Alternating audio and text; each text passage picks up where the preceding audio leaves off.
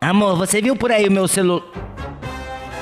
Me dá meu celular. Você achou que poderia usar como quisesse, porque eu não queria mexer, e se mexesse nunca descobriria a senha. Você deve achar que eu sou uma idiota. Você não tinha esse direito. E fazer essas coisas nas minhas costas, Renato, você tinha. Nenhuma delas é importante, meu amor, eu amo você e você sabe disso. Elas quem? O que você leu aí? Nada, Cafajeste, só desconfiei. Não consegui entrar porque eu não tenho a senha. E você tá pensando que eu tô falando do quê? Das vagabundas. Não, amor, pensei que você estivesse falando das coisas que eu comprei escondido. Eu lá sou homem de sair com vagabunda?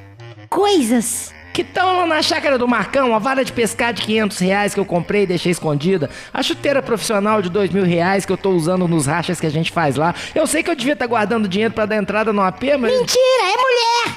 Quer passar por esse papel ridículo? Eu te mostro a troca de WhatsApp. Entra aí, vai, anota a senha.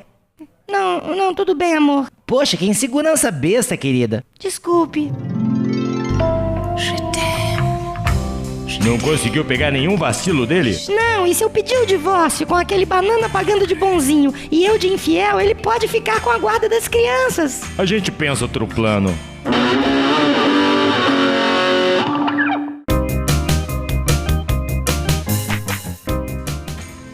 Tá indo na minha chácara, Renato, em plena terça-feira. Levar uma vara de pescar e um par de chuteiras? Safado! Não, ninguém, é a TV ligada.